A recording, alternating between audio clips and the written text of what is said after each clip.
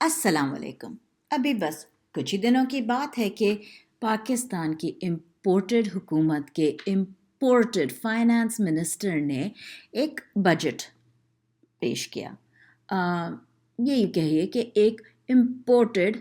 पार्लियामान के सामने, और उसमें बड़ी उनको तालियां बजी, खराज तहसीन हासिल हुआ, लोगों ने बड़ी डस्कें शस्कें बजाईं। लेकिन कुछ घंटों में, दिन भर के अंदर ही ब्लूमबर्ग ने ये रिपोर्ट किया कि आईएमएफ ने ऑलरेडी उसको उस बजट को जो है उसकी तहस नहस निकाल दी है, और उन्होंने कहा है कि ये पाकिस्तान का जो ये बजट हुआ है ये बिल्कुल जो है वो रियलिस्टिक नहीं है, ये इस काबिल नहीं है कि इसको एक्सेप्ट किया जाए। अच्छा जी, तो ये जब बजट हुआ है तो इसके साथ ही जो है वो बहुत ही अच्छा है हमारी पीटीआई की लीडरशिप की तरफ से, और हमारे जो बहुत ही ज़्यादा तजुर्बाकार लोग हैं, जो उनका काम है कि वो वाकई हुकूमत को चलाएं, हुकूमत को समझें। तो ये जो इतनी तजुर्बाकार हुकूमत थी, इनके बजट के बारे में हमारी लीडरशिप ने पीटीआई की कुछ बातचीत की। शाह महमूद कुरैशी साहब ने इस वेबिनार की इफ्तिताह की। इसमें ओपनिंग शुरुआती कलमात अदा किए और उनसे बातचीत हुई। इसके अलावा साकिब शिरानी साहब थे, हमाद अज़हर साहब, सलीम रज़ा साहब थे, जिन्होंने हमारी जो डेट है, जो कर्ज़ा है, उसके बारे में बात की। डॉक्टर ज़ुबैर, डॉक्टर सानिया निश्तर, जिन्होंने जो सोशल सेक्टर है उसके बारे में, एहसास प्रोग्राम के बारे में बात की। हुमायूं अख्तर साहब ने बात की जो हमारी इंडस्ट्री है उसके बारे में, जो हमारी दरामदात और बरामदात हैं उनके बारे में। जावेद हसन साहब ने जो चार्टर ऑफ इकॉनमी की जो है वो धज्जियाँ उड़ा दी। वो बहुत मुझे मज़ा आया उसमें, क्योंकि उन्होंने इतने उसको मज़े से उसको बताया कि किस तरह से ये जो एलीट लोग हैं, इन्होंने कमरे में बैठ के जो है वो चार्टर ऑफ इकॉनमी बग़ैर अवाम के साथ कोई डिस्कस किए हुए, बग़ैर उनकी किसी राय के, बग़ैर उनके उसके जो है वो एक चार्टर ऑफ इकॉनमी जो है वो बनाने की कोशिश की, जो उन्होंने पॉलिटिक्स से, सियासत से अलग बनाने की कोशिश की, जो एक डेमोक्रेटिक हुकूमत है जो इस तरह से नहीं चल सकती। अली खिज़र साहब ने आईएमएफ के बारे में बड़ी इंपॉर्टेंट बातें बताईं, और फिर हमेशा की तरह तैमूर जगरा साहब ने जो है वो जो हमारी सूबाई बजट्स हैं उनके बारे में, पेंशन जो स्कीम्स हैं उनके बारे में जो है वो एक आम इंसान की तरह, आम लोगों की तरह, मेरी और आपकी तरह से जिस तरह से बातचीत होती है, जो हम समझे, जैसे मुझे तो नहीं समझ में आती है कि ये सब इकोनॉमिक्स की और फाइनेंस की बहुत जो अंदर की जो डिटेल वाली बातें होती हैं, लेकिन इन्होंने हमको बहुत अच्छी तरह से समझाई कि हुकूमत में किस तरह से होता है। और फिर आखिर में खान साहब आए, उन्होंने इख्तिरामी कलमात तो जो अदा किए वो अदा किए, लेकिन उनके साथ उन्होंने जिस तरह से एक स्टेट्समैन होता है कि वो खाली जो है वो सर्कसें नहीं करता फिरता है कि वो जाके बैडमिंटन खेल रहा है और कैरम खेल रहा है और ज़रा अदालत में बुला लो तो कमर पकड़ के खड़ा हो गया। नहीं, वो उन्होंने एक स्टेट्समैन की तरह बहुत ही शाइस्ता तरीके से उन्होंने एक आगे जाने का रोड मैप, के आगे कि जो तबाही हो गई है वो हो गई है, वो अब हमने आगे जाके क्या करना है। और उन्होंने जो अपनी बातें शुरू की ना, जो उन्होंने वो बहुत ही बेहतरीन तरीके से, it was the best of time and it was the worst of times, Charles Dickens की कलमात से शुरू किया। और इन्होंने जो वर्स्ट ऑफ टाइम, जो हमारे जो बुरे वक्त हैं, वो तो जो हैं जिनके बारे में सारों ने बात की वो की, लेकिन आगे किस तरह से इस तारीकी से निकल के और हम किस तरह से हम आगे जाके अपना रास्ता रोशन कर सकते हैं। तो साकिब शिरानी साहब ने जो बात की ना, उन्होंने बहुत ही तफसील से, एक तो सबसे पहले उन्होंने बताया कि जो मईशत जो जिस तरह से ग्रो होती है, जिस तरह से जो जीडीपी होता है, जिस तरह से हमारी मुल्क में समझें जो है वो तरक्की करती है मईशत, वो उसकी सतह जो है वो सबसे ज़्यादा लोएस्ट है हमारे मुल्क की तारीख़ में। इस दफ़ा की जो 3 बड़े इन्होंने इंपॉर्टेंट बताए ना माशी तरक्की के बाद, तरक्की के बजाय जो बदहाली हुई है, खुशहाली के बजाय, उसमें 31 मिलियन लोग जो हैं वो गुर्बत की लकीर के नीचे आ गए। मतलब समझे कि जो दरमियानी क्लास होती है, जो एक दरमियानी क्लास जो कि एक मुल्क चलाती है, वो ख़त्म हो रही है। کیونکہ یا تو وہ ایلیٹ ہیں جن کو پرواہی کوئی نہیں ہے کہ جی ان کا سب سے بڑا مسئلہ یہ ہے کہ جی ان کے بزنس کلاس کے ٹکٹ کتنے مہنگے ہو گئے ہوں گے اور وہ کہاں سے پیسہ کھینچ لیں، یا وہ بالکل بیچارے غریب ہوتے ہیں جن کے پاس روٹی مطلب ابھی ایک صبح میں روٹی کھائی ہے تو رات کا پتہ نہیں والی. لیکن جو بیچ میں جو درمیانہ طبقہ ہوتا ہے نا وہ ایک ملک کو چلا رہا ہوتا ہے، اور وہ درمیانہ طبقہ بہت تیزی سے ختم ہو رہا ہے، کیونکہ 31 ملین لوگ جب آپ کی غربت کی لکیر کے نیچے آ جائیں تو کہیں نہ کہیں آپ کی حکومت جو ہے وہ فیل ضرور ہو گئی ہے. اس کے علاوہ انہوں نے بڑی اچھی بات یہ کی کہ یہ پالی کرائسس ہے، مطلب ہمارے پاس ایک مسئلہ نہیں ہے، ہمارے پاس ایک گروہ ہے پورا مسئلوں کا، جس میں بالکل معیشت تو ہے لیکن اس کے ساتھ ساتھ جو موسمیات ہیں، جو ہمارے کلائمیٹ ہے وہ ہے، ہمارا جو لا اینڈ آرڈر ہے، جو ہمارا جوڈیشل سسٹم فیل ہو رہا ہے وہ ہے، کہ ظاہر ہے کہ کسی طرح کی کوئی استقامت کوئی ہے ہی نہیں، کوئی سٹیبلٹی ہی نہیں ہے. اور سب سے زیادہ جو تکلیف دہ بات ہے وہ یہ کہ پاکستان کی تاریخ میں سب سے زیادہ بلند جو ہماری شرح ہے وہ ترقی کی نہیں بلکہ مہنگائی کی ہے. اچھا جی، حماد اثر صاحب نے بہت باتیں اچھی بتائیں. انہوں نے جو یہ کہا سب سے بڑی امپورٹنٹ بات یہ کہ جو اس وقت جو تکلیف ہے، جو کرائسس ہے، وہ کوئی یہ نہیں کہ کوئی بہت بڑا نیچرل ڈیزاسٹر آ گیا. ہاں ٹھیک ہے جی، بالکل فلڈز بھی ہوئے تھے، بہت کچھ تھا، لیکن جو ہم تکلیف میں ہیں اس وقت نا وہ مین میڈ ہے. اس لیے کیونکہ یہ جو اچھی خاصی ایک چلتی ہوئی حکومت تھی جنہوں نے کموڈٹی سپر سائیکل کے درمیان بھی ایک گلوبل ریسیشن کے بیچ میں بھی جو ہے وہ ایک اچھی سطح پہ ترقی کرتے ہوئے اس پہ ایک ملک کی اکانومی کو کر رہی تھی، وہ اکانومی ترقی اس کو ہٹا کے اور جو وہ بس جی رجیم چینج آپریشن کرا، کیونکہ وہ چھوڑیں بس اس میں نہیں جاتے ابھی. لیکن یہ جو حکومت آئی ہے انہوں نے کبھی کوئی سیریسلی کوئی فیصلہ کیا ہی نہیں ہے. ہوا میں تیر ضرور چلائے ہیں، بڑی بڑی باتیں ضرور کی ہیں، لیکن آن پیپر کوئی سیریس فیصلہ نہیں ہوا ہے، جس کی وجہ سے جو ہے وہ جیسے موڈیز کی طرح کی جو ایجنسیز ہوتی ہیں جو ریٹ کرتی ہیں کسی بھی حکومت کی کارکردگی کو، انہوں نے 2 دفعہ پاکستان کو پچھلے 14 مہینوں میں 2 دفعہ ڈاؤن گریڈ کر دیا ہے. ہماری ایکسپورٹ، ہماری جو درآمدات اور برآمدات ہیں اس میں کمی ہوئی ہے. ہمارے جو پاکستانی جو اوورسیز پاکستانی ہیں جو ملک میں ریمیٹنس کرتے ہیں، جو پیسے ڈالر اندر بھیجتے ہیں، وہ 7 بلین ڈالر جو ہے وہ پچھلے 14 مہینوں میں 7 بلین ڈالر کم ہوئے ہیں. اور روپیہ جو ہے وہ ڈی ویلیو ہو کے جو ہے وہ 50% کی حد تک، مطلب آپ سوچیں نا کہ کہاں 150 کے قریب جو تھا، 150-180 کے قریب ڈالر تھا، روپے کا ڈالر تھا، اور کہاں 300 سے باتیں کر رہا ہے. اس کے علاوہ یہ کہ جو ہمارے دوست ممالک ہیں ان سے کوئی سپورٹ نہیں ہے. ایک بیچارہ چائنا ہے جو ہم کو سیدھا سیدھا یہ نہیں کہتے نہیں جی آگے لگیں، لیکن وہ کم سے کم وہ یہ کرتے ہیں کہ نہیں جی چلو یہ تھوڑا سا تھوڑے دن بعد دے دینا، یہ ابھی نہیں دے دینا، یہ چلو ہم آگے تم کو بڑھا دیتے. لیکن وہ بھی اب سب ڈیو ہو رہے ہیں، کیونکہ کب تک کوئی چھوڑے گا آپ کو. تو ٹیکنیکلی اگر دیکھا جائے تو ہمارا ملک کا دیوالیہ ہو چکا ہے. اچھا جی، شاہ محمود قریشی نے اوپننگ ایڈریس کیا تھا، اور انہوں نے جو ہے وہ سب سے جو ایک امپورٹنٹ بات کی ہے نا وہ یہ کہ یہ بجٹ جو تھا یہ ریئلسٹک تھا ہی نہیں، یہ کوئی فیری ٹیل تھی. یہ انہوں نے جو ہے وہ نمبرز فج کر کے، اسحاق ڈار کا جو کام ہے کہ وہ الٹی سیدھی باتیں کریں، ادھر کے نمبر ادھر لگائیں، اس کی ٹوپی اس کے سر، اس کی ٹوپی اس کے سر،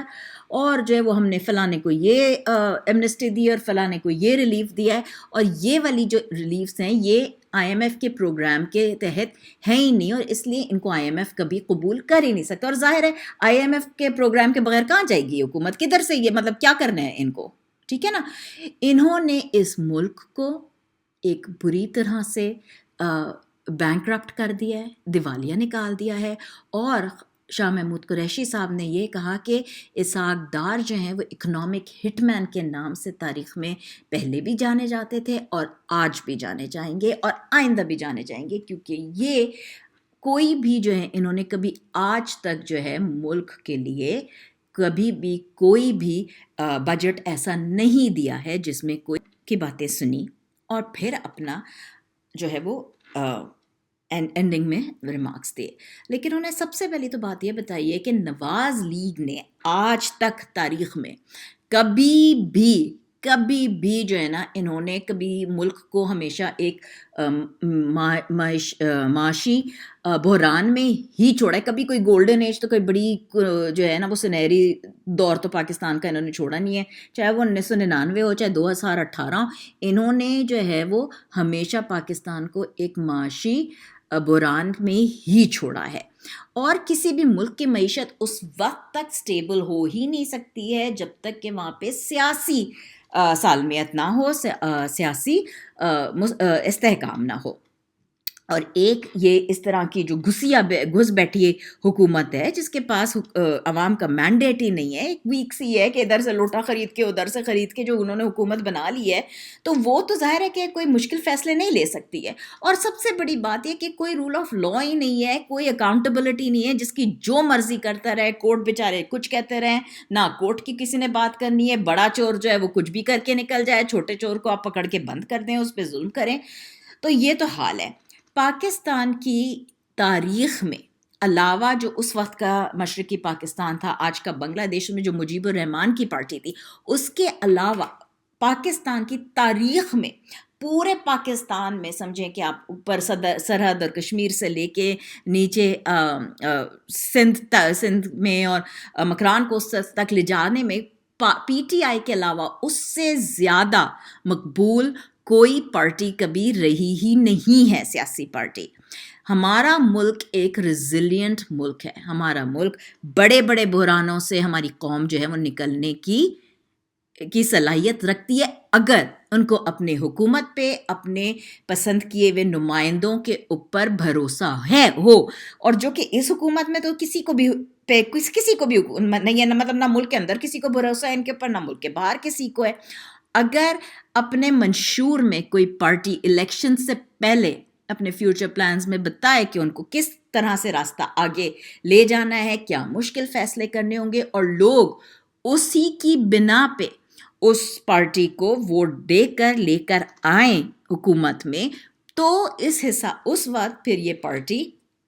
جو ہے وہ حکومت مشکل فیصلے کر سکتی ہے. خان صاحب نے پھر بتایا کہ ہم آگے کس طرح جا کے اپنی معیشت کو ٹھیک کر سکتے ہیں, اور سب سے زیادہ جو ضروری چیز ہے ہماری معیشت کو ٹھیک کرنے, وہ یہ ہے کہ ہم کو پاکستان کے اندر ڈالر لانے ہیں.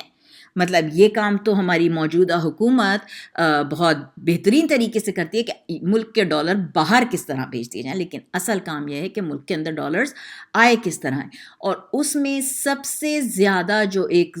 ضروری, جو سب سے زیادہ اہم کردار ادا کرتے ہیں وہ ہیں اوورسیز پاکستانی, بیرون ملک پاکستانی.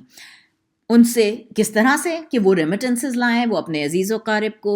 پیسے بھیجیں صحیح پراپر چینلز کے راستے. یہ نہیں کہ حوالہ ہنڈی اور اس طرح سے نہیں, لیکن باقاعدہ بینکنگ کے پراپر چینلز سے پیسے لائیں, انویسٹ کریں, ملک میں فیکٹریاں لگائیں, ملک کے اندر پراپرٹی کے اندر انویسٹمنٹ کریں. تو ظاہر ہے ان کو پھر پتہ نہیں چاہیے کہ قبضہ مافیا کوئی نہیں ہوئے گی, روز روز کی بجلی پانی کا مسئلہ نہیں کھڑا ہو جائے گا, کوئی بھتہ لینے نہیں روز کھڑا ہو جائے گا. تو وہ ساری پھر جو سیکیورٹی ہے وہ فراہم کرنا جو ہے وہ حکومت کا کام ہے. یہ ریڈ ٹیپ کو کٹ کرنا کہ وہ جو بابو بیٹھے ہوئے ہیں, اس کو پیسے کھلاؤ, اس کو رشوت کھلاؤ, اس کی فائل اوپر کرو, اس کو نہیں. تو وہ ان کے لیے ان تمام چیزوں میں, چاہے وہ ریمیٹنسز لانے کے اندر ہو, چاہے وہ انویسٹمنٹ لانے ہو, ایک آسانی پیدا کرنی ہے کہ سٹیپ بائی سٹیپ کس طرح سے لوگ اس میں آپ کے ملک کے اندر انویسٹ کر سکیں.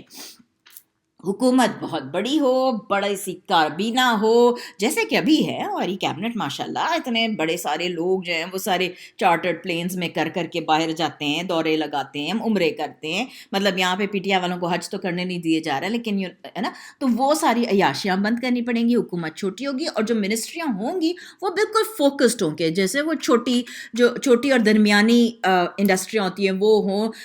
آگے کی پلاننگ کری جائے کہ کس طرح سے گروتھ ہوگی, کس طرح سے کیا کارخانہ لگے گا, کیا ہوگا. اس میں وہ منسٹریاں ان لوگوں کو سہولت کاری, جو لوگ انویسٹمنٹس لے کے آ رہے ہیں, کارخانے لگا رہے ہیں, ان کو کس طرح کی سہولت کاری دی جائے. ظاہر ہے کہ ڈیم پہلے بھی بنانے شروع کیے تھے پی ٹی آئی کی حکومت میں, اور مزید ابھی بھی بناتے رہیں, کیونکہ جو ہے وہ وہ مزید بنائیں گے تاکہ بجلی کا پانی کا بحران نہ ہو. اور نہ بجلی پانی کا بحران نہیں ہوگا تو ظاہر ہے کہ انڈسٹری کارخانے بہتر چل سکیں گے, لوگوں کی کوالٹی آف لائف بھی بہتر ہوئے گی. ثانیہ نشتر صاحبہ نے بھی بات کی احساس پروگرام کے بارے میں, ہیلتھ کارڈ کے بارے میں. جب ہمارے مزدور کے پاس, جو کہ بڑے بڑے ملکوں میں نہیں ہے, امریکہ میں یا نہیں ہے ہمارے پاس یونیورسل ہیلتھ انشورنس ہو, فلاحی ریاست بنے جو اپنے لوگوں کا خیال رکھے, اپنے مزدور کا خیال رکھے گی, تو مزدور کام کرے گا, محنت کرے گا, اور اس طرح سے ظاہر ہے کہ ملک ترقی کرے گا. دوز دھمکی سے نہیں کام ہوتے ہیں, لوگوں کو اپنے ملک کے غربا کا خیال رکھا جائے, ان کو اوپر لایا جائے, بجائے اس کے کہ نہ جی ہم عیاشی کر لیں, وہ جائیں بھاڑ میں, پاورٹی کی لائن کے نیچے جائیں, ہم کو کیا. اس کے بجائے ہم کو اپنے مزدور بھائیوں کے, اپنے اس طبقے کی جو محنت کرتا ہے, ان کے پاس اس انصاف کارڈ کے حساب سے ان کی ہم صحت کی, ان کے راشن کی, ان کی خیال کر سکیں. سیاحت کے بارے میں خان صاحب نے پہلے بھی اپنی حکومت میں بہت سٹریس کیا ہے, اور ابھی بھی انہوں نے یہ کہا ہے کہ ہمارے ملک میں سمندری ساحل ہیں, ہمارے ملک میں ریگستان, ہمارے ملک میں پہاڑ, برف, 4 موسم ہے ماشاءاللہ, اسکینگ کے بہت بڑے دنیا کے انٹرنیشنل کلاس کے ریزورٹس بن سکتے ہیں. تو سیاحت چاہے وہ اندرون ملک ہو یا بیرون ملک سے, جب ظاہر ہے جب سیکیورٹی کی, اسٹیبلٹی کی, ہر طرح کی سہولتیں ہوں گی, باہر سے لوگ آئیں گے, اپنا پیسہ لگائیں گے, تو یہ سیاحت سے بھی ملک کے اندر ڈالرز آ سکتے ہیں. اور خان صاحب نے یہ شروع کیا تھا. اب ظاہر ہے کہ یہ ایک الگ پوری پریزنٹیشن ہوئے گی جس کے بارے میں آپ الگ سے بات کر سکتے ہیں ہم, لیکن یہ تو ہم کو پتہ ہی کہ کس طرح سے خیبر پختونخوا میں, گلگت بلتستان میں جو ہے وہ فرام ٹیررزم ٹو ٹورزم ہم گئے تھے, اور اب دوبارہ سے ایک دفعہ سیاحت سے دہشت گردی کی طرف دوبارہ آ گئے, تو ہم کو دوبارہ سیاحت کی طرف جانا ہوگا. خان صاحب نے یہ دوبارہ یاد دلایا کہ ہمارا ملک میں جو ہے وہ معدنیات ہیں کے ذخیرے ہیں, اور ہمارے ملک میں مائننگ کر کے نیچرل گیس سے معدنیات کو نکالنے سے اور ان کو ڈیولپ کرنے سے ہمارا ملک بہت ترقی کر سکتا ہے. لیکن آخر میں جو 100 باتوں کی ایک بات خان صاحب نے کہی, وہ یہی کہ ہم کو out of the box thinking سوچنی پڑے گی, اپنی جو ہے ذرا اپنے آپ کو ماڈرن ریکوائرمنٹ لانی پڑیں گی ہم کو. یہ جو سارے مافیا بیٹھے منسٹریوں میں, ان سے نکالنا, تو ایک بہت ہی بڑی سویپنگ ریفارمز کرنے پڑیں گے. اور کوئی بھی کمزور گھس بیٹھی حکومت اس طرح کے ریفارم کر ہی نہیں سکتی ہے. ایک ایسی حکومت جس کے پاس عوام کا مینڈیٹ ہو, جس کو عوام لے کر آئے, اور پیچھے اس حکومت کے تن کے عوام, کیونکہ کسی بھی ملک میں جب تک حکومت کے پیچھے عوام نہ کھڑی ہو وہ حکومت نہیں چل سکتی ہے. اور چاروں صوبوں کو ملانے والا اور اس کی عوام کو ملانے والا صرف ایک شخص ہے, عمران خان. عمران خان زندہ باد, پاکستان پائندہ باد.